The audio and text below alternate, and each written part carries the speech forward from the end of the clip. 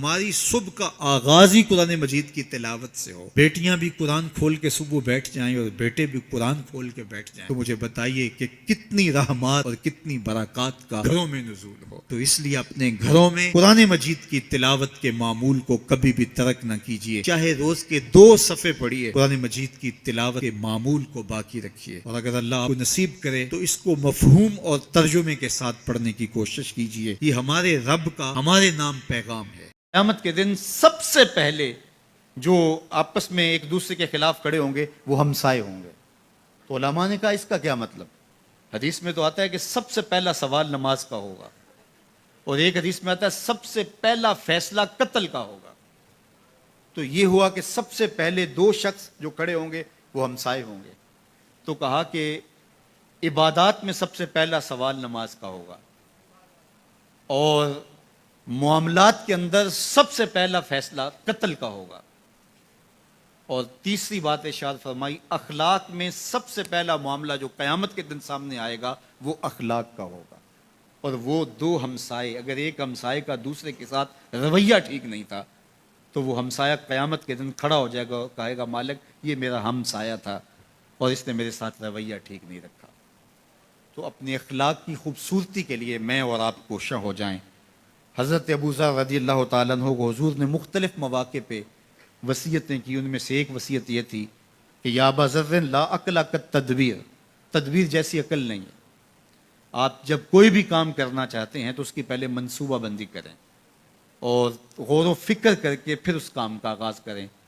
سمجھداری اس سے بڑھ کر اور کوئی نہیں ہے۔ یہ میرے حضور کی دی ہوئی تعلیمات ہیں۔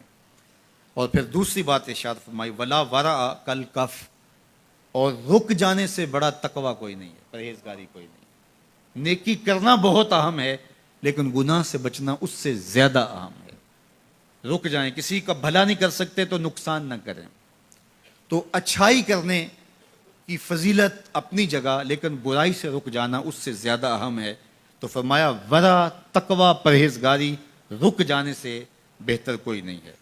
پھر تیسری بات ارشاد فرمائی اللہ کے محبوب علیہ الصلوۃ والسلام نے ولا حسب کا حسن الخلق، اور حسن خلق سے بڑا کوئی حسب نہیں ہے۔ سب سے بڑا حسب حسن خلق ہے۔ تو اپنے اخلاق کی خوبصورتی کے لیے مجھے اور آپ کو کوشاں ہونا چاہیے۔ یہ وہ وصیتیں ہیں جو حضرت ابو ذر غفاری کے نام میرے اور آپ کے آقا و مولا حضور نبی رحمت نے فرمائی، اور ان میں اتنی جامعیت ہے کہ اگر ہم اپنی نسلوں کو یہ چیزیں راسخ کرانا شروع کر دیں کہ یہ ہماری نسلوں کی طبائع کے اندر اتر جائیں چیزیں، تو وہ ایک خوبصورت انسان بن کے ابھریں گے اور ایک کامیاب انسان بن کے معاشرے کا حصہ بنیں گے، اور ان کی زندگی تقوی سے بھی عبادت ہوگی، ان کی دنیا بھی اچھی ہوگی، ان کی آخرت بھی اچھی ہوگی۔ ان کو اچھی طرح ازبر کر لیں، یاد کر لیں، روحوں میں اتار لیں، اور اپنے اندر بھی ان کو جذب کریں اور اپنی نسلوں کے اندر بھی ان کو جذب کریں، نصب العین بنا لیں، تو یہ دنیا بھی اچھی اور وہ دنیا بھی اچھی۔ تو اصل زندگی آخرت کی زندگی، حضور علیہ الصلوۃ والسلام نے جب خندق کھودتے صحابہ کو دیکھا تو یہی کہا اے اللہ زندگی تو آخرت کی زندگی ہے، میرے انصار کو بھی بخش دے، میرے مہاجروں کو بھی بخش دے۔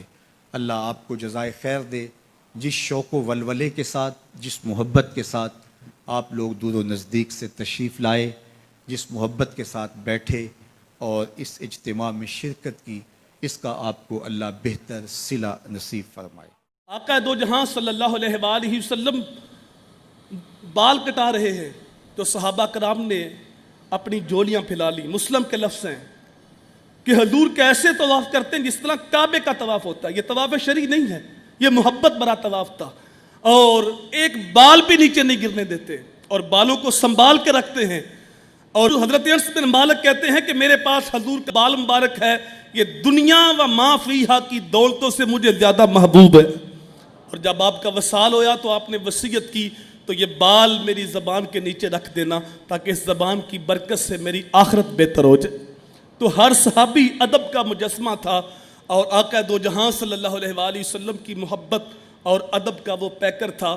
حضرت عبداللہ بن عباس رضی اللہ تعالیٰ عنہما فرماتے ہیں کہ رات کے پچھلے پہر میں نے حضور صلی اللہ علیہ وآلہ وسلم کے ساتھ نماز پڑھنا چاہی اور میں حضور کے پیچھے کھڑا ہو گیا۔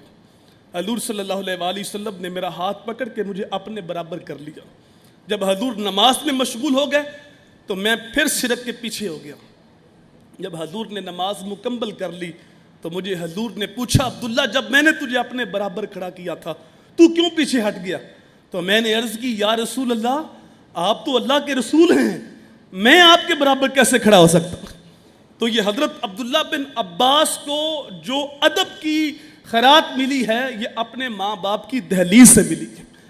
انہوں نے یہ منظر دیکھا تھا کہ جس پاک ہستی کے وضو کا پانی میرے ماں باپ زمین پہ نہیں گرنے دیتے, میں ان کے برابر کیسے کھڑا ہو سکتا. حضرت امام بخاری نے جو حدیث کی کتاب لکھی بخاری شریف, آپ نے جتنی بھی حدیث لکھی ہر حدیث لکھنے سے پہلے آپ غسل کرتے تھے, نیا لباس بدلتے تھے اور پھر 2 رکعت پڑھتے تھے, اس کے بعد حدیث لکھتے.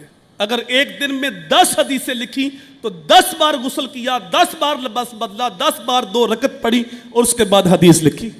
یہ حضور صلی اللہ علیہ وآلہ وسلم کی حدیث کا ادب تھا جو بعد میں آنے والوں نے کیا, اور جس نے بھی بلند مقام پایا اس نے ادب رسول کے اندر مبالغہ کیا اور اس کو یہ مقام ملا. تو آج ہماری ذمہ داری ہے کہ اپنی اولاد کو حضور کا ادب سکھائیں. یاد رکھیے امت تب تک زندہ رہے گی جب تک سینے میں ایمان ہوگا, اور ایمان تب ہوگا جب حب رسول اور ادب مصطفیٰ ہوگا. اگر ادب نکل جائے تو اقبال کہتے ہیں دین سراپا سوختن اندر طلب, انتہاش عشق آغازش ادب, سارے کا سارا دین طلب محبوب میں جلنے کا نام ہے. اس کی ابتدا ادب سے ہوتی ہے اور اس کی انتہا عشق پہ ہوتی ہے. وہ دین ہی نہیں جس دین میں ادب نہ ہو. تو ایک تو اپنی اولاد کو خود پابند کریں ادب کے لیے, کبھی حضور کے بارے میں کوئی میلا لفظ کوئی ہلکا لفظ نہ اپنی زبان پہ نہ اپنی اولاد کی زبان پہ آنے دیں. اور دوسرا اپنی اولاد کو با ادب لوگوں کی صحبت میں بٹھائیں تو ان کو حضور کے ادب کی خیرات ملے گی. صحبت صالح ترا صالح کو ند, جب اچھوں کی صحبت کے اندر انسان بیٹھتا ہے تو انسان اچھا ہوتا ہے, جب با ادب لوگوں کی صحبت کے اندر بیٹھتا ہے تو اس کو ادب کی خیرات ملتی ہے.